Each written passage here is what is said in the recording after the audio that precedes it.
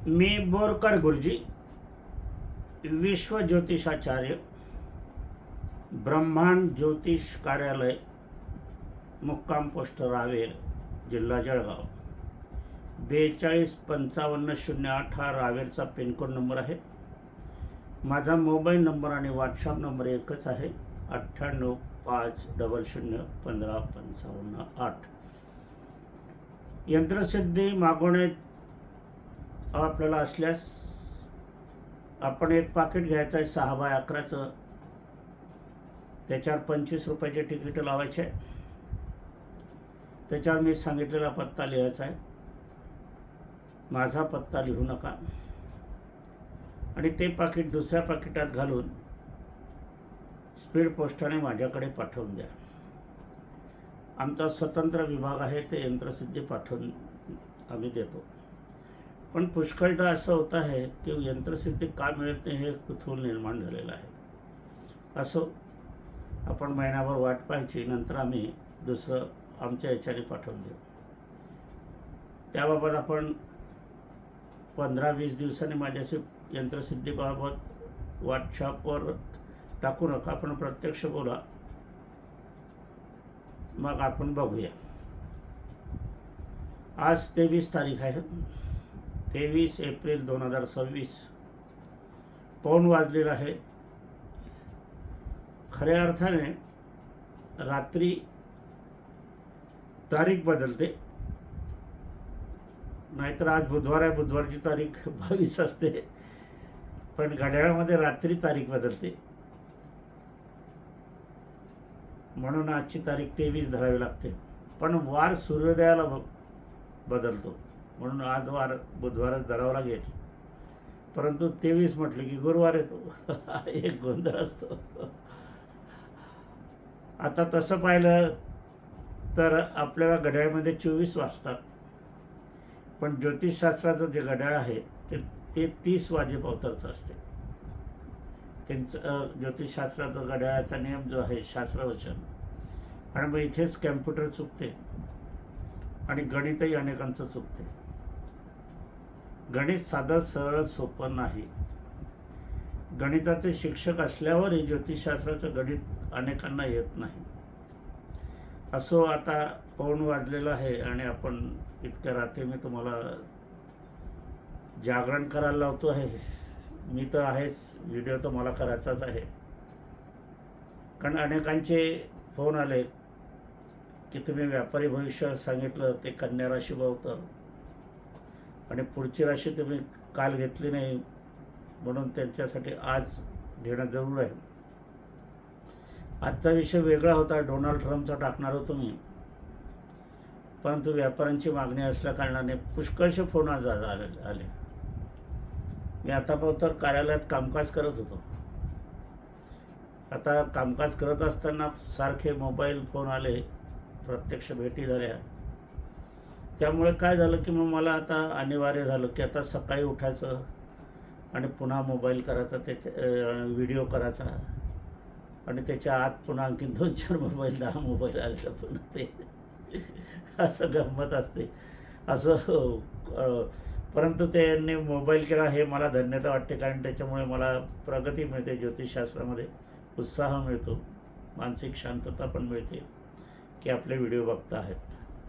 तर ज्यांना व्हिडिओ माझे आवडत असतील व्यापारी वर्गांना, त्यांनी इतर व्यापारी वर्गांसाठी हे व्हिडिओ त्यांना द्यावे. त्यांना सांगावं, यूट्यूब चॅनल सुरेश बोरकर गुरुजी, 9850015558 असं आपण कॅम्प्युटरमध्ये पाहू शकतात, टी व्हीमध्ये पाहू शकतात, मोबाईलमध्ये पाहू शकतात. टी व्हीमध्ये आणि कॅम्प्युटरमध्ये अगदी स्पष्ट दिसते. मी पहिल्यांदाच पाहिलं आज. मला राहुल नरेंद्र पाटील यांनी सांगितलं की टी व्हीमध्ये चांगलं दिसते आणि कॅम्प्युटरमध्येही चांगलं दिसते, म्हणून मी आज पाहण्याचा प्रयत्न केला. मला आणि मी पाहिलं तर खरोखरच चांगलं दिसतं. असो, आजचा विषय हा व्यापारी विषय भविष्यवाणीचा आहे. 2026 ते 2030चा हे लक्षात घ्या. म्हणजे किती मला ज्योतिषशास्त्राचा अभ्यासानुसार ग्रहयोगाचा अभ्यास विना पंचांगाने करावा लागलेला आहे. पंचांग एक वर्षाचं असते आणि गुढीपाड्याला बदलते. म्हणजे 27, 28, 29, 30 4 वर्षाचं पंचांग मला ओढावं लागलेलं आहे. आणि हे सगळं मार्गदर्शन मी विनामूल्य करतो आहे तुम्हाला. याविषयी तुम्हाला काय वाटते, खरं खोटं अनुभव घ्यायचा आणि त्याच्याप्रमाणे लिखित मला तुम्ही आपली प्रतिक्रिया पाठवली तर फार आनंद होईल. पण आजकाल काय झालं आहे, कोणी लिखित देत नाही. फायदा करून देतात, लाभ करून देतात, भाग्य मिळवून देतात, पण 2 शब्द लिहत नाही. त्याबद्दल जरा नाराजी माझी आहेच. खरोखर तुम्ही जर फायदा घेतात, लाभ घेतात, मार्गदर्शन आम्ही विनामूल्य करतो, इतक्या रात्री करतो आहोत, याची तुम्ही जाण ठेवायला पाहिजे आणि लिखित स्वरूपात कळवायला पाहिजे. असो आपली इच्छा. कार्यक्रम सुरू करण्यापूर्वी माझी पत्नी स्वर्गीय सौ निर्मलाबाई बोरकर यांना अभिवादन करूया आणि आजच्या कार्याला सुरुवात करूया. हे तेजीबंदी ज्योतिषशास्त्राच्या वेगळ्या पद्धतीत आहे. ज्योतिषशास्त्राचाच संबंध आहे, पण ज्योतिषशास्त्राची सूत्र ही वेगळी आहे. फार मूठभर लोक याच्यामध्ये आहे तेजीबंदीमध्ये. आणि मी 55 वर्ष झाले लिहितो आहे. मुळात माझा अभ्यास होता, परंतु अभ्यासात त्याची भर जे काही सूत्र होते, कोष्टकं होती, जी मला ज्ञात नव्हती, ती माझ्या पत्नीने स्वर्गीय सौ निर्मलाबाई बोरकर यांनी दिली. केवढं मी आश्चर्य करतो माझ्या पत्नीचं. तिला जगाचं भलं करण्याची किती जिज्ञासा होती, उत्कंठा होती. व्यापाऱ्यांचं भलं करायचं आहे, सर्व समाजाचं भलं करायचं आहे, जगाचं भलं करायचं आहे. सारखं तिचं सार्वजनिक क्षेत्रात संसार सांभाळून. माझ्या घरामध्ये भांडे घासणारी नव्हती, स्वयंपाक करणारी नव्हती, झाडपोड करणारी नव्हती, कुठली नोकरानी नव्हती, माझ्याकडेही नोकर नव्हते. सर्व ती एकटी करत होती. संसाराचं कार्य ती करत होती. 2 मुलं ती सांभाळत होती. मी माझ्या मुलांना हातसुद्धा लावला नाही लहानपणी.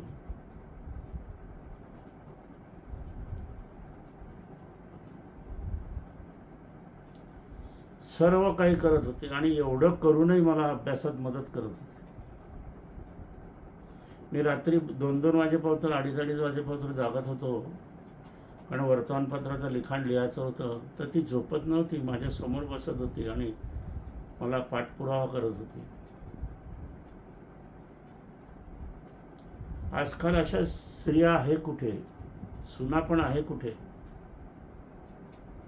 पुष्कळच्या ठिकाणी ते पती नोकरीवर चालला जातो, सकाळी बाई आरामशीर झोपते. आज अशी एक वार्ता आली की पुण्यामध्ये 8 ते 10 घटस्फोटाच्या केसेस कोर्टात दाखल होत आहेत. आणि सांगण्याचं आश्चर्य असं की या सर्वात जास्तीत जास्त मुलींकडून होत आहे.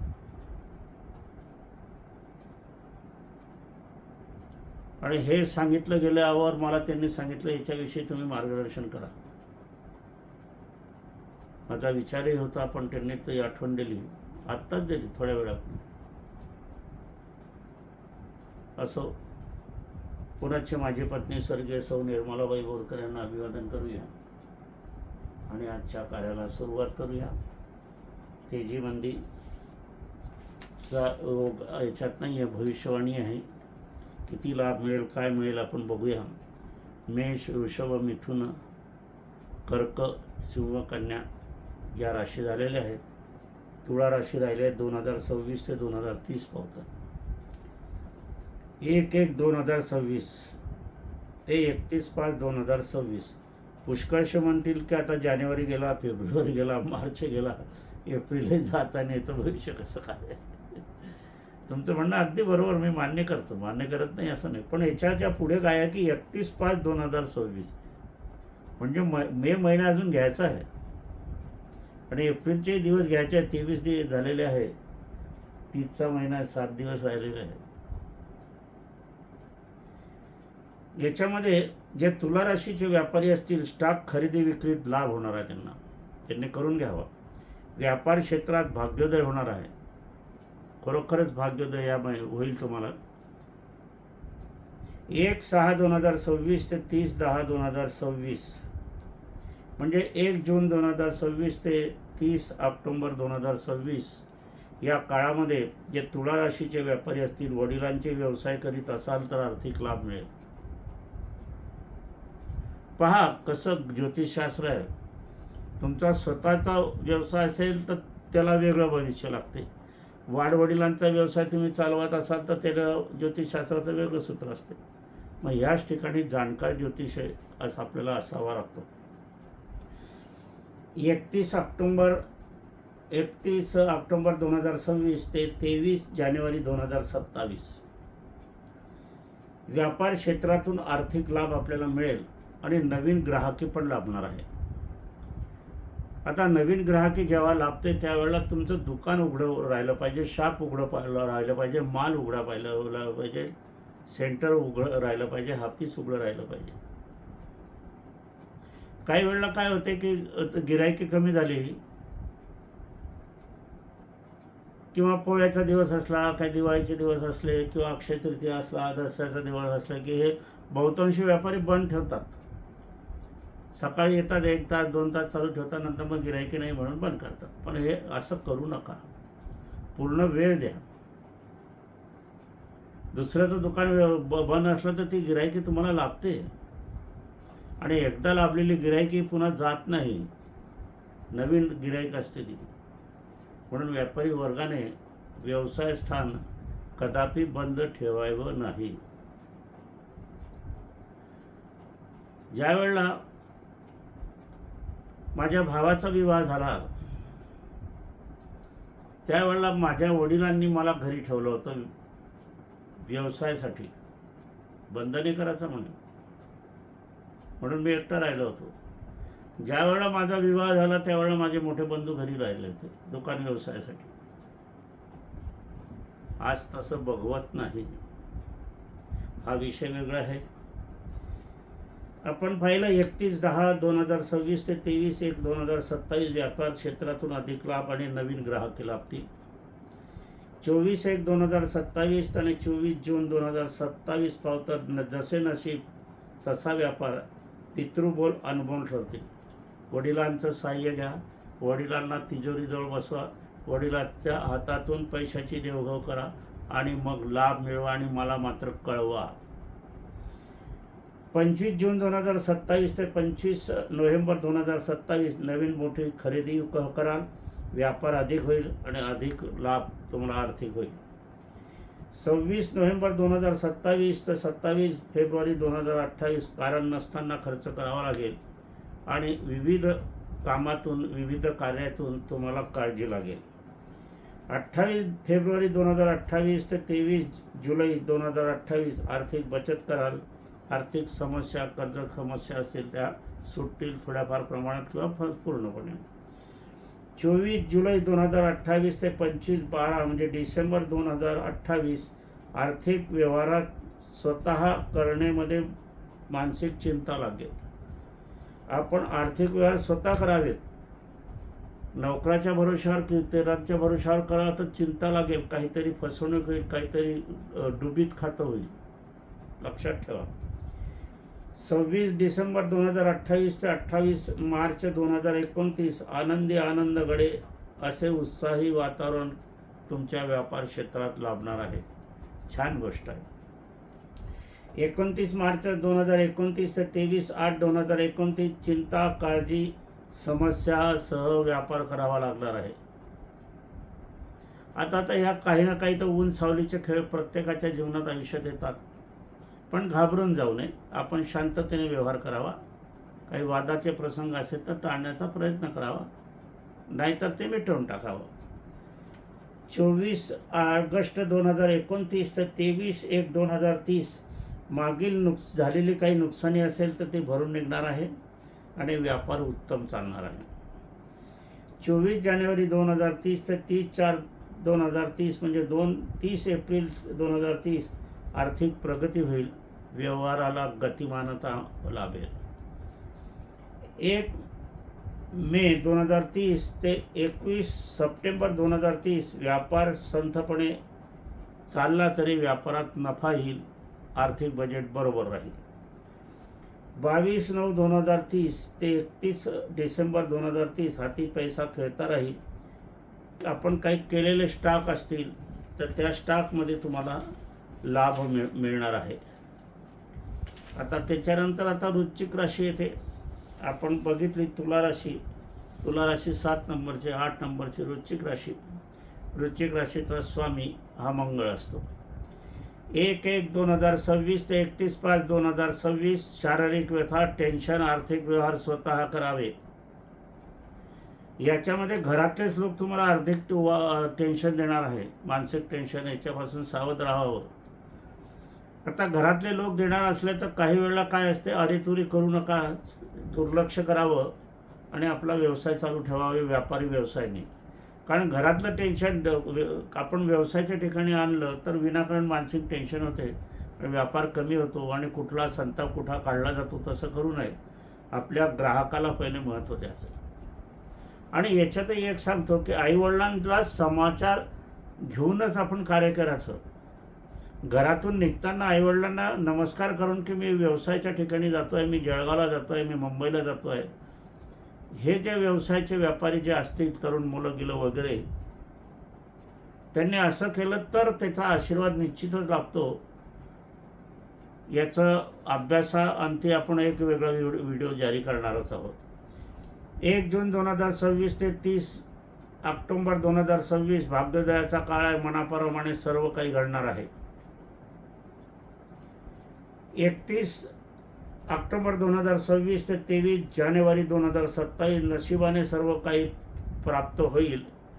पितृचे बोल अनमोल ठरणार आहे. 24 जानेवारी 2027 ते 24 जून 2027 पावतर भरपूर कार्य करा. जेवढं कार्य कराल तेवढा भरपूर नफा होईल आणि याच्यामध्ये आर्थिक बचतसुद्धा कराल, म्हणजे एवढी आर्थिक मिळकत होणार आहे आपली. 25 जून 2027 ते 25 नोव्हेंबर 2027 वडिलांचा व्यवसाय करीत असेल तरच भरपूर नफा मिळेल, नाही तर सामान्य नफा कार्य. 26 नोव्हेंबर 2027 ते 27 फेब्रुवारी 2028 मनातील इच्छा पूर्ण होतील आणि नफा भरपूर मिळेल. 28/2/2028 23/7/2028 घरात मंगल कार्य होईल, जुनी ग्राहकी सुरू होईल. 24 जुलै 2028 ते 25 डिसेंबर 2028 नवीन शाखा सुरू करण्याची इच्छा होईल आणि असलेच आपण या काळामध्ये नवीन शाखा सुरू करा, नाहीतर आपल्या आहे त्या ठिकाणी व्यापार वाढवण्याचा प्रयत्न करा. लाभकारक व्यापाराची संधी आपल्याला लावणार आहे. 26 डिसेंबर 2028 ते 28/3 म्हणजे मार्च 2029 मनावर दडपण येईल आणि घरात अशांतता निर्माण होईल शेजाऱ्या पाजाऱ्याकडून. 29 मार्च 2029 ते 23 ऑगस्ट 2029 व्यापार क्षेत्रात नाम कमवाल आणि उत्कृष्ट व्यापार आपला चालेल. 24 ऑगस्ट 2029 ते 23 जानेवारी 2030 चिंता, कष्ट, फसवणुकीचे योग आहेत. वाहन चालवत असाल तर चालवू नका, ड्रायव्हर ठेवा आणि शक्यतोवर प्रवास करू नका. वाहनात बिघाड होण्याची संभावना आहे. जरूर असेल तरच करा. 24 जानेवारी 2030 ते 30 एप्रिल 2030 अहोम भाग्य. अहोम भाग्य म्हणजे काय, तर पुष्कळसं भाग्य, आश्चर्यकारक भाग्य. सर्व मनातील इच्छा पण पूर्ण होणार आहे, व्यापार पण चांगला चालणार आहे. 1 मे 2030 ते 21 सप्टेंबर 2030 काळजी ही घराच्या वातावरणाची राहणार आहे. या वृश्चिक राशींच्या याच्यामध्ये बहुतेकचे लोक हे धाडशी लोक असतात. यांना घरातून सपोर्ट मिळाला ना तर हे अगदी आकाशाला हात टेकवतील. पण दुर्दैवाने घरातील लोकच यांच्या पाठीशी नसतात. यांची मुलं असंतुष्ट असतात, कितीही काहीही केलं तरी नाही. वास्तविक हे नैष्टिक असतात. माझ्या आईवडिलांचा अभिमान बाळगावा असेही असतात, पण दुर्दैव असं असते. 22 सप्टेंबर 2030 ते 31 डिसेंबर 2030 उत्कृष्ट कार्य, उत्कृष्ट व्यवहार, उत्कृष्ट लाभ, उत्कृष्ट मनाप्रमाणे इच्छा पूर्ण होणार. आपण आता धनु राशी घेणार आहोत, ती 9 नंबरची गुरुस्वामीची. 1/1/2026 ते 31/5/2026 कौटुंबिक कार्य अधिक कराल, व्यापार सामान्य राहील. आता वास्तविक धनुराशी हे कौटुंबशील राशी आहे. अशा लोकांनी व्यापार करू नये असंही सांगितलं जाते ज्योतिषात. नोकरी करू नये, व्यापार करू नये, मग करावं काय हा एक प्रश्न येतो. पण अधिकाधिक कुटुंबाकडे लक्ष देण्याचा प्रयत्न आपण करावा, तेवढं तरी पुष्कळ आहे. 1 जून 2026 ते 30 ऑक्टोबर 2026 शारीरिक अस्वस्थता राहील, व्यापार सामान्य नुकसानीची बाब आहे, काळजी घ्यावी लागेल. 31/10 म्हणजे ऑक्टोबर 2026 ते 23/1/2027 धाडसाने व्यापार करा, स्टॉक खरेदी करा, विक्री करा, नफा कमवा. 24 जानेवारी 2027 ते 24 जून 2027 शारीरिक अस्वस्थता, फसवणूक, सावधानतेपूर्वक कार्य करा. 25/6/2027 ते 25/11/2027 आर्थिक प्राप्ती अधिक होईल आणि संततीकडून चांगल्या वार्ता मिळतील. 26 नोव्हेंबर 2027 ते 27 फेब्रुवारी 2028 पितृ कार्य, व्यवसाय उत्तम चालेल, स्टॉक खरेदी विक्री करा. पितृचं कार्य करीत असाल, पितृला तुम्ही सोबत घेऊन कार्य करीत असाल, पितृच्या इच्छा, सेवा, आकांक्षा पूर्ण करत असाल तर लाभ मिळेल, नाहीतर नाही. अनुभव घ्या.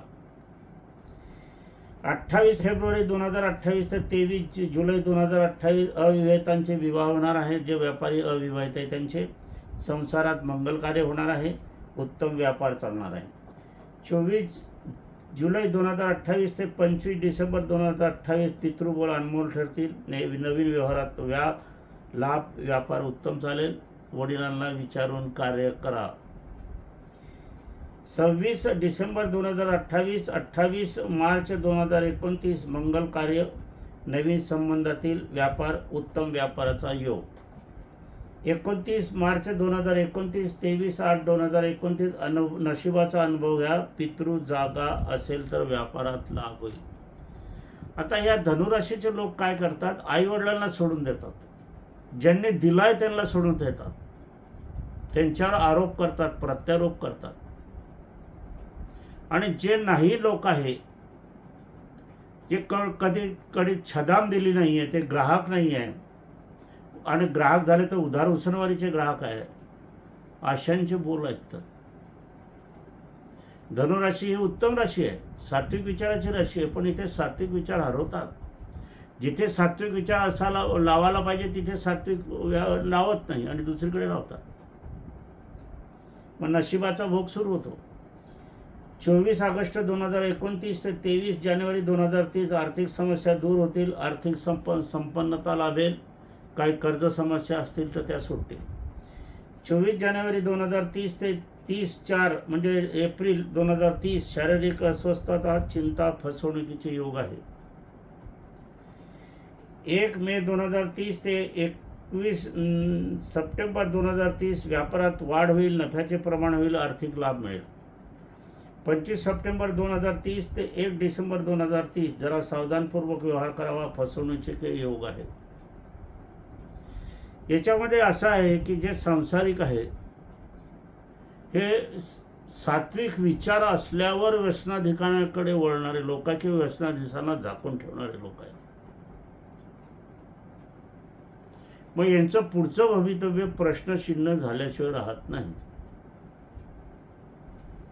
मकर राशी, मकर राशीचा स्वामी शनी असतो आणि हा शनी झोपाळू असतो, ज्याला झोप जास्त येते. दिवसा झोप काढणारे लोक हे असतात आणि याच्यामध्ये संधी निघून जातात. ज्यांची सेवा करावी त्यांची सेवा हे करत नाही आणि दुसरे जे आहे इतर पाणी लफंगे लुच्चे लोक त्यांच्याशी जवळीक साधतात. कारण शनी हा स्वामी झोपलेला आहे. एखादा शाळेतला शिक्षक झोपलेला तर वर्गाचं काय होईल. एकाचा हापिसातला जो प्रमुख मुखी आहे, कलेक्टर आहे, PSI आहे, ते गैरहजर सतत असले तर काय होईल? त्याचप्रमाणे मकर राशीचं कार्य असते. 1 जानेवारी 2026 ते 31/5/2026 शारीरिक अस्वस्थता राहील, व्यापार सामान्य स्वरूपाचा असेल. 1 जून 2026 ते 30/10/2026 कौटुंबिक कार्य, मातृकार्य, आर्थिक व्यवहार सामान्य मात्र. 31 ऑक्टोबर 2026 ते 23 जानेवारी 2027 फसवणुकीच्या घटना घडणार आहेत, शारीरिक दुखापत होईल. वाहन सांभाळून चाला, जिना चढता उतरता सांभाळून चाला, शटर गिटर तुम्ही स्वतः उचलत असाल तर सांभाळून उचला. 24 जानेवारी 2027 ते 24 जून 2027 सांसारिक कामे आपल्याला करावी लागतील आणि ती करा. व्यापारात सर्वसाधारण आर्थिक लाभ आहेत.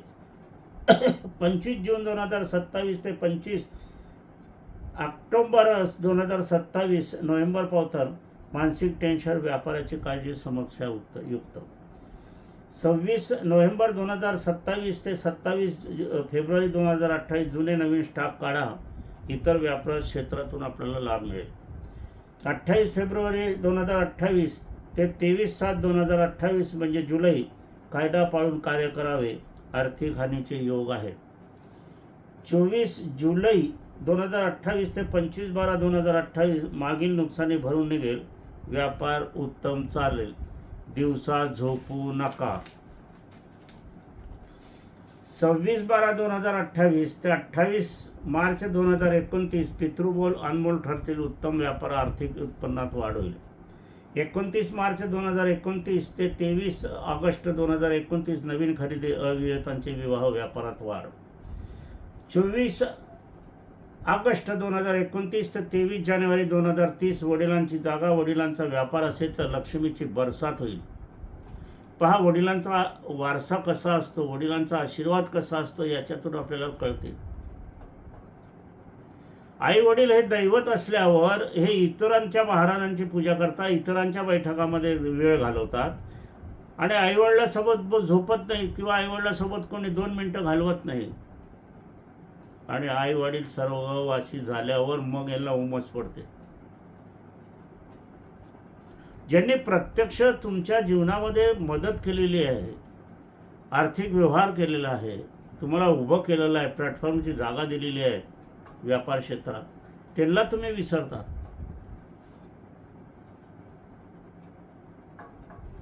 असो, 24 ऑगस्ट 2029 ते 23/1/2030 वडिलांची जागा, वडिलांचा व्यापार, लक्ष्मीची बरसात. 24 जानेवारी 2030 ते 30 एप्रिल 2030 विवाह योग आहे, संतती योग आहे, भाग्य योग आहे, इच्छापूर्ती पण आहे, चांगला योग आहे.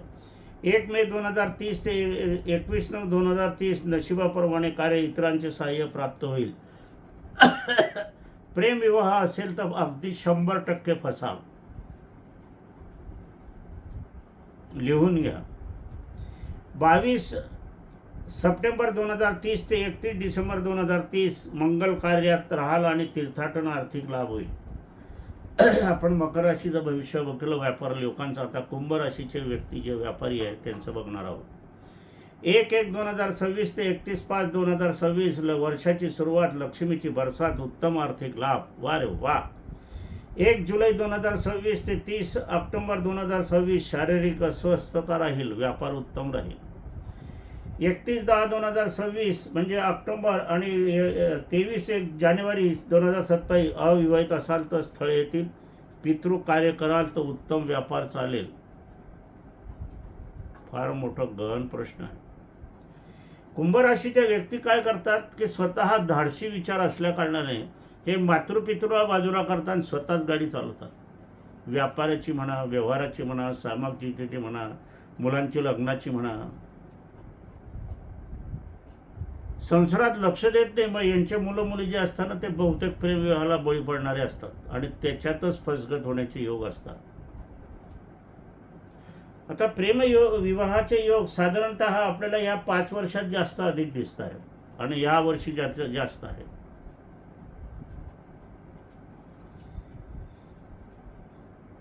एकतीस ऑक्टोबर 2026 ते 23/1/2027 आपण बोललो, अविवाहितांना स्थळे येतील, पितृकार्य उत्तम आणि व्यापार उत्तम. 24 जानेवारी 2027 ते 24/6/2027 कौटुंबिक कार्य, पत्नी सहकार्य लक्ष्मी प्राप्त होईल. 25/6/2027 ते 25 नोव्हेंबर सर्वसाधारण व्यवहार, आई वडिलांसोबत आर्थिक लाभ. 26 नोव्हेंबर 2027 ते 27 फेब्रुवारी 2028 मानसिक चिंता, टेन्शन, घटना निर्माण होतील. 28 फेब्रुवारी 2028 ते 23 जुलै 2028 मंगल कार्य संपन्न होतील, सांसारिक आनंद मिळवा. 24/7/2028 ते 25/12/2028 शारीरिक दुखणी, नुकसानी, सरकारी नियमाची चिंता, एखादी मागील प्रकरण उलटण्याची संभावना. 26 डिसेंबर 2028 ते 28 मार्च 2029 नवीन वस्तूची खरेदी कराल, तीर्थाटन कराल, व्यापार अत्युत्तम, आई वडील सोबत, भाग्य सोबत. 29 मार्च 2029 23 ऑगस्ट 2029 अत्यंत सावधानपूर्वक कार्य करा, आर्थिक समस्या, भागीदारी करू नका. 24 ऑगस्ट 2029 23/1/2030 अविवाहितांचे विवाह होतील, अपत्यप्राप्ती होईल आणि उत्तम व्यापार चालेल. 24 जानेवारी 2030 ते 30/4/2030 नशिबाने सर्व काही मागील स्टॉकमध्ये नफा मिळेल. 1 मे 2030 ते 21/9 म्हणजे सप्टेंबर 2030 नवीन शाखा काढू शकतात, व्यापाराच्या ठिकाणी बदल करू शकतात. 22/9/2030 ते 31/12/2030 वडिलांचा व्यापार असेल तर भाग्योदय होईल.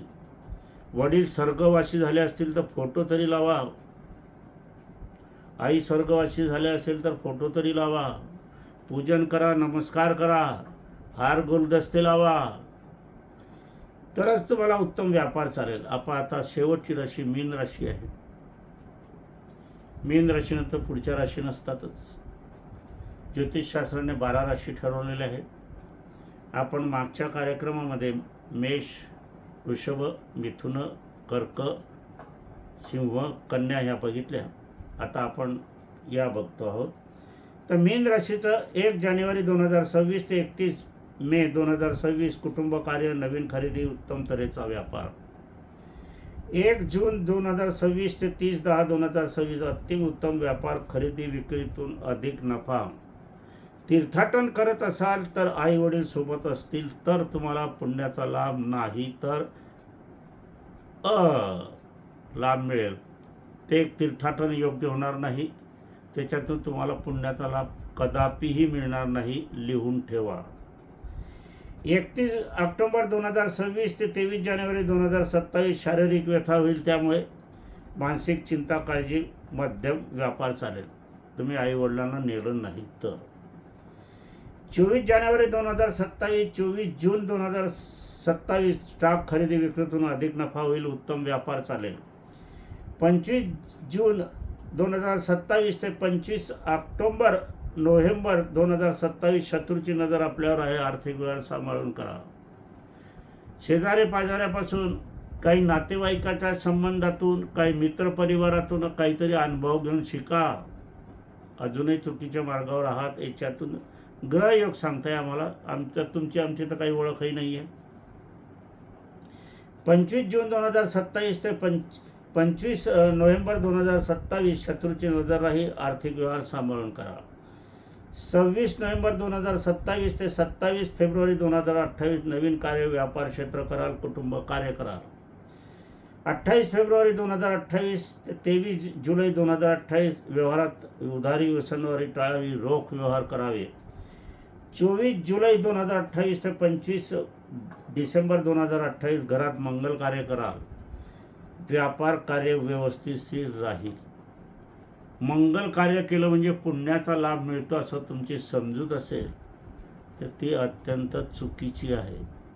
ज्यांच्यात पूर्वजांचा सहभाग असेल त्याच्यातच मिळेल, नाही तर मुळीच नाही.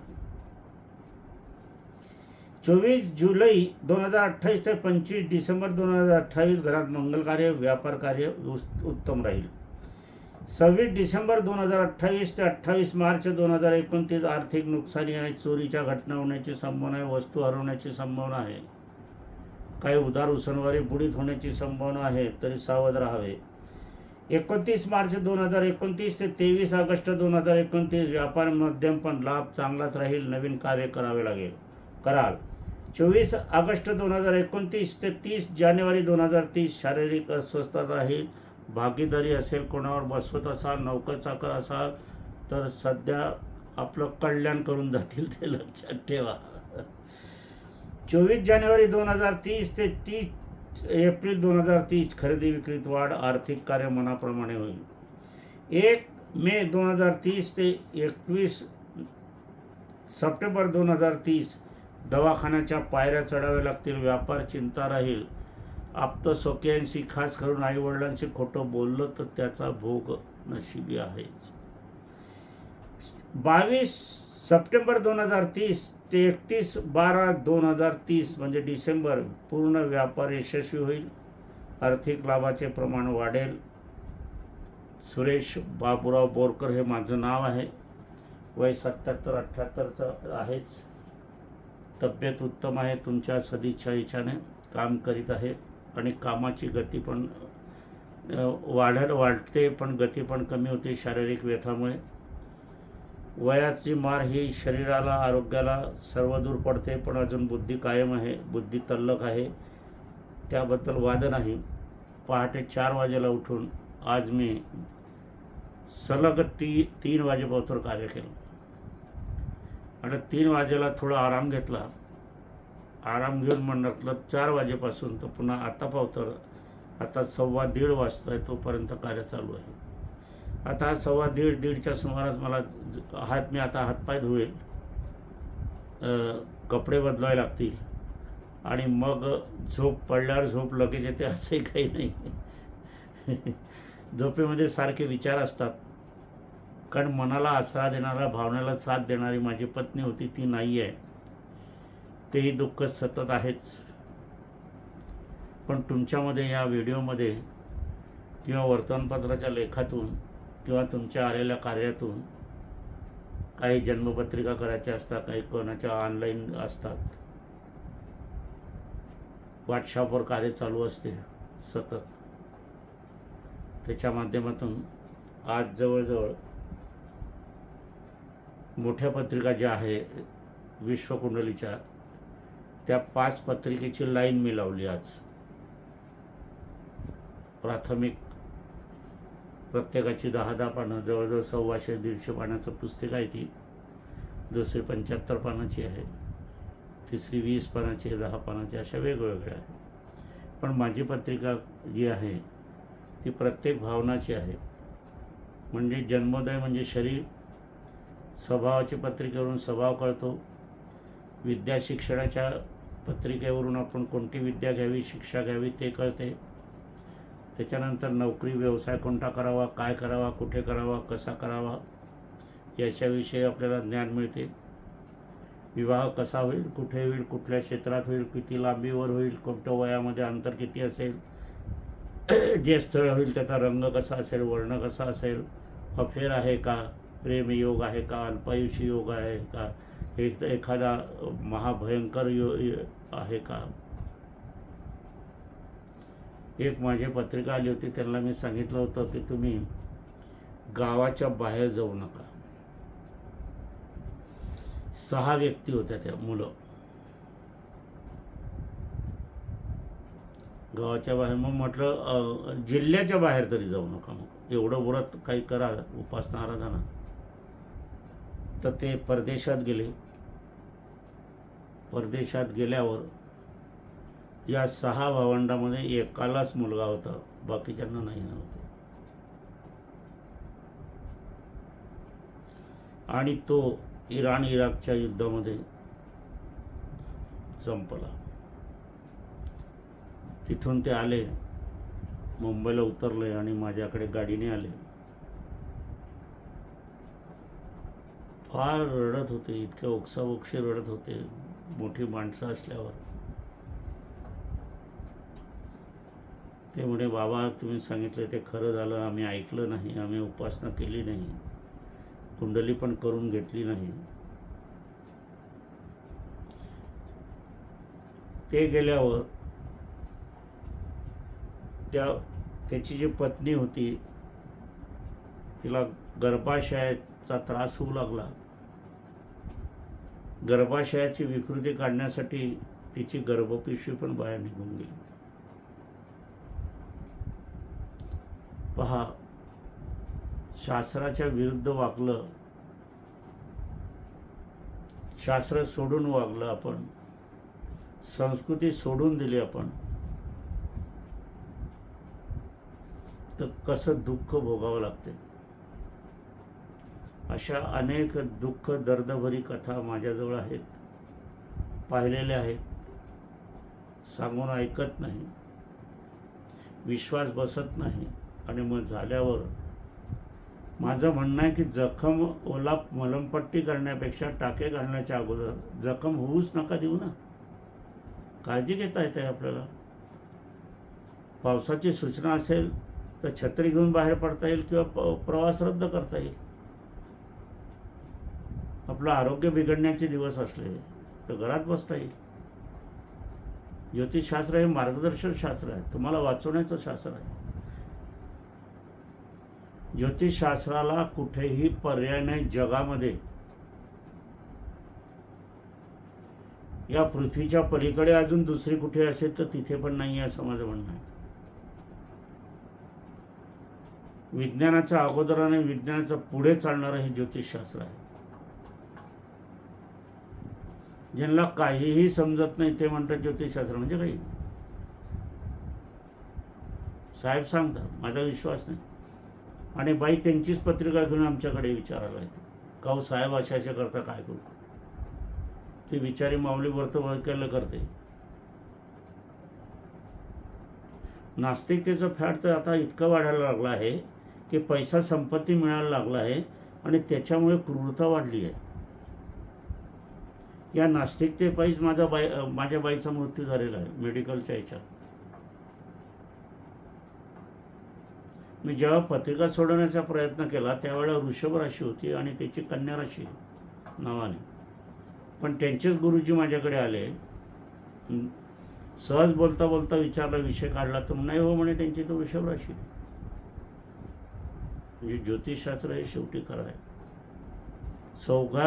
सौभाग्यवतीचा मृत्यू आणणारा पाप किती केलं, किती भोगावं लागेल.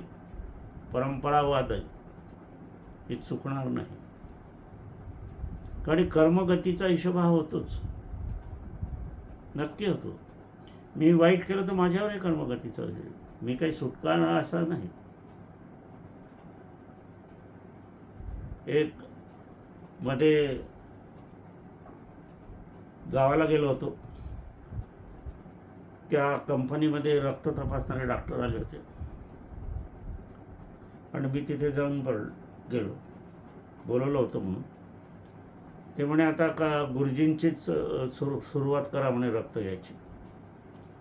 माझ्या उजव्या हाताचं रक्त घेतलं त्यांनी आणि बाकीच्यांचेही घेत केलं.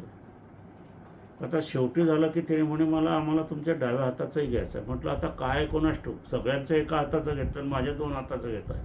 मला शंका आली का एखादा गंभीर कॅन्सरसारखा रक्ताचा दोष तर आपल्या ह्याच्यात नाही, पण कुंडलीत नाही आहे. पण शंका तर येणारच, कारण माझ्याच हाताचं 2 हाताचं का घेत आहे, बाकीच्यांचं नाही घेतलं. तर त्यांनी शेवटी सांगितलं की तुमच्यासारख्या व्यक्ती फार थोड्या आहे म्हणे जगामध्ये. तुम्ही पूर्ण शुद्ध शाकाहारी आहात. तुम्हाला पान गुटखा तुमच्या ह्याच्यातून निघाला नाही. दारूचं व्यसन मद्यपानाचं निघालं नाही, मांसाहाराचं पण निघालं नाही. तुम्ही पूर्ण डोक्यापासून खाल पावतर शुद्ध आहात. मला त्यांनी टाळ्या वाजवायला लावल्या, अशा सगळ्यांनी वाजवल्या. तर सगळ्यांचे हात पांढरे दिसले, माझे हात गोरी दिसले. आहे ते म्हणे तुमचं रक्त इतकं पातळ आहे म्हणे, काचावर टाकले तर लगेच फैलते आणि लालसर आहे म्हणे, हेमोग्लोबिन पुरेपूर्ण आहे. म्हटलं माझी बाई कंबर गुडघे दुखत होते म्हणून आम्ही बदललो एक गुडघे शालबे हॉस्पिटल अहमदाबादला. तर त्यांनी सांगितलं होतं की अंडी खा. ती म्हणे अंडी मला सांगायचं नाही आणि तुम्ही पुढे सांगत असाल तर मी तुमचा दवाखाना बंद करेल. मी मरण पत्करेल पण मला अंडी नको. मग ते डॉक्टर म्हणे कसं काय? म्हणे राक्षसांनी माणसं खाल्ली असतील पण कधी गर्भ खाल्ला नाही म्हणे. तो डॉक्टराने अक्षरशः नमस्कार केला माझ्या माऊलीला. काय उत्तर दिलं म्हणे मला त्याच्या पुढे उत्तरच देता येत नाही म्हणे. राक्षसांनी सुद्धा अंड खाल्लं नाही आहे, गर्भ खाल्लेला नाही आहे. अंड म्हणजे गर्भ, आणि तुम्ही मला ते खायला सांगताय म्हणजे राक्षसापेक्षा म्हणजे मला नीच. जळगावला कंबर बदलवली, गोल्डन सांगितली, लोखंडाची बसवली. कारण ज्या वेळेला अस्थी काढल्या त्यावेळेला त्या सगळ्या ओपन झाल्या. शाल्बी हॉस्पिटलमध्ये जे नंबर दिले होते त्याच नंबराचे दोघे गुडघे निघाले आणि याचा तर फर्निचरचा लावलेला स्क्रू निघाला सुद्धा.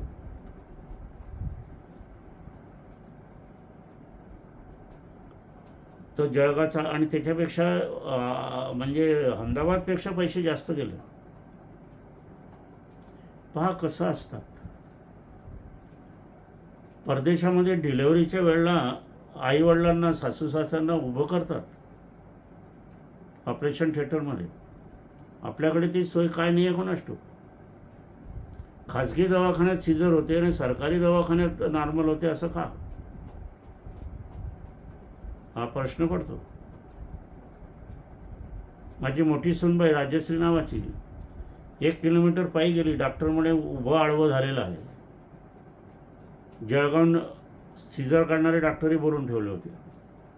माझी बाई म्हणे तीच 1 किलोमीटर चालत आली आहे, दुखत नाही, काही नाही, नुसतं आम्ही चेकअपला आलो, अजून 1-2 दिवस राहिले डिलिव्हरीचे आणि तुम्ही असं सांगता. म्हणे मरून जाईल. म्हणे मरू द्या म्हणे, आम्ही पाहून घेऊ. आणि 4 दिवसांनी साध्या रिक्षात घेऊन गेली आणि सरकारी दवाखान्यात गेली. त्यावेळेला वाघ डॉक्टर होते. नॉर्मल डिलिव्हरी झाली. अजून ती पोरगी आहे, तिला 2 मुलं झाली आहे.